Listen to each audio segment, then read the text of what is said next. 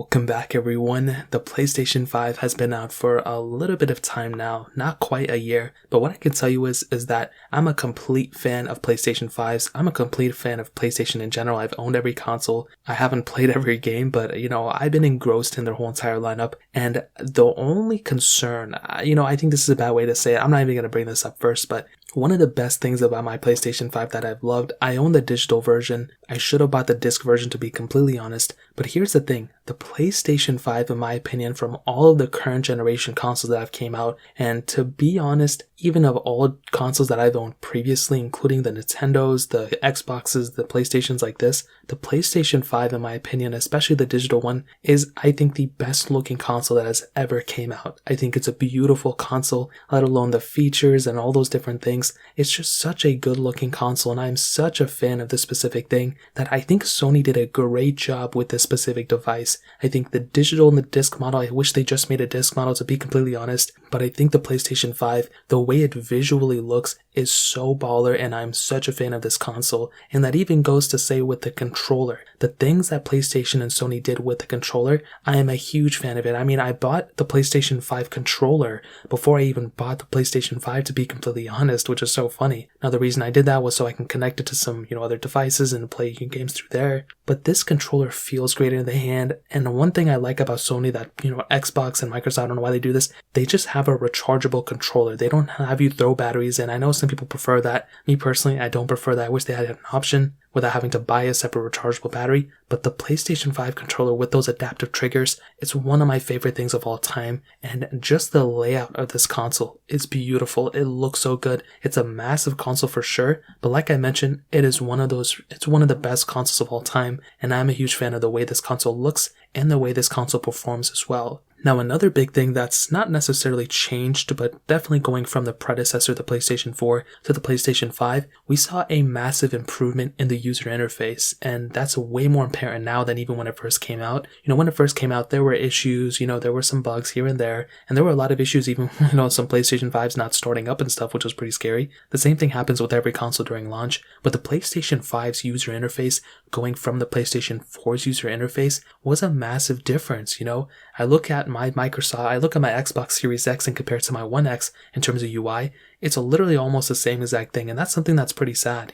I was hoping there to be a bigger difference. There really wasn't that big of a difference between them, but again, between the PlayStation 5 and the PS4, there's a big difference in terms of UI, so at least one of our consoles got it. On top of that, one thing that I really liked about PlayStation 5s is that the digital one and the disc one, there isn't really any difference in terms of performance. There's no difference in terms of anything. Really, it's just one has a disc slot and the other one doesn't, which that honestly is a pretty big difference to me. But to a lot of people, that's probably not that big of a difference. All their games are digital. They really don't need to play any last generation games. And if they need to, they can download them from the PlayStation Store and move on. With the Xboxes, and I'm not trying to make this an Xbox comparison video because I've already done that, but the Series S is less powerful than the Series X, so that's kind of another thing going forward, which I talked about in those videos as well. But I like my PlayStation 5 just because of that. Whether I get the disc one or the non-disc one, at least I know that I'm only giving up the disc slot and really nothing else, which is a pretty big advantage. Now with the PlayStation 5, you guys already know all the features that this thing has.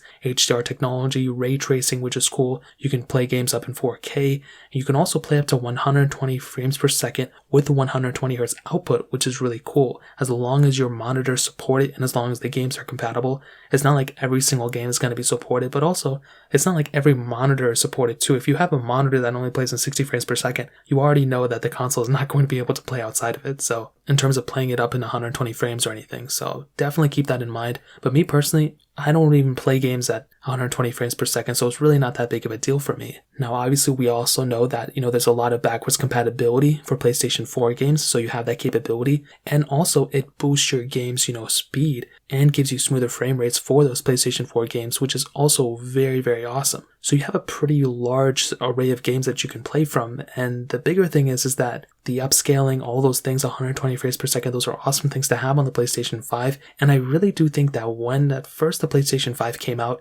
and up until now, there's been a lot of improvements, which I'm really happy about. So overall, I think the overall consensus of the PlayStation 5 is really positive. But there are some things that I do want to, kind of address which I was going to start this video on, but I'm glad I kind of said all the good stuff first. Here's the thing. We're still almost a year into the PlayStation 5 life cycle, and it's still extremely hard to get your hands on a PlayStation 5. Now, why is that?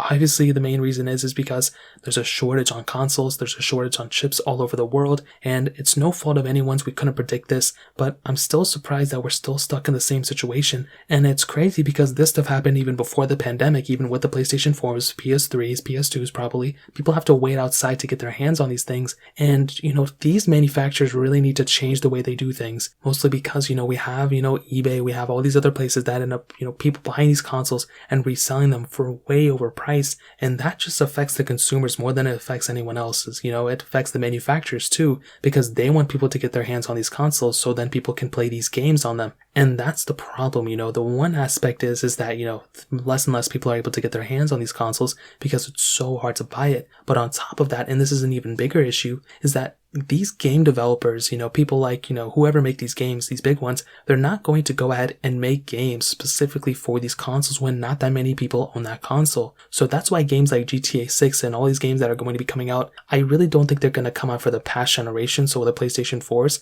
but when they do come out, they're hoping that they can time it properly, that a lot of people have their hands on the next generation, because if they don't, then it's just going to delay, it's just going to delay the release of a lot of these games so then more and more people can get their hands on these games. And I'm not a huge fan of that. We've seen this a lot, and there's always a transition period. I'm not even expecting a lot of people to make a lot of these next generation games until probably like 2 years from now.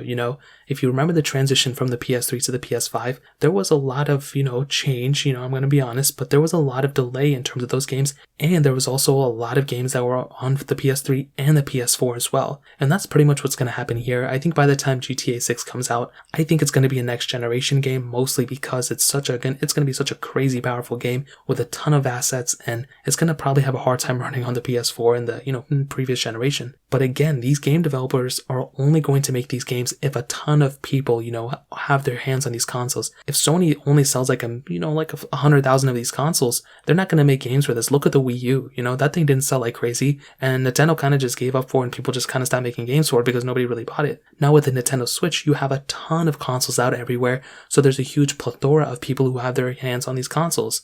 And same thing with a phone. Nobody's going to make a game for a BlackBerry anymore because they don't even make phones. Same thing with LG. People are going to make their games for Samsung and iPhones, so that's the same thing here. So in my opinion, I think overall the PlayStation 5 is a beautiful console. It's great. It's the future, and I'm a huge fan of it. But we're really only limited by the amount of people who have this specific console at home. So I'm really hoping that, Sony can kind of learn from this experience like they always forget with the last ones. Same thing with Microsoft, and even with the Nintendo with the Switch. They really need to come together, and they need to understand and just kind of be able to make these consoles at a faster way and release them directly to the public, not sell them to like these scalpers who end up buying them first somehow and then selling them for overpriced. That just ruins the culture, and that kind of, makes people kind of sway away from picking up the next generation, especially immediately, To be honest, the first year these consoles come out, that is like the most important time to pick up these consoles, and these game manufacturers need to understand that. If they don't sell well the first year, that's really going to sway, that's really affecting the game developers, because they're going to be like, I'm not going to make this game for this console that nobody owns,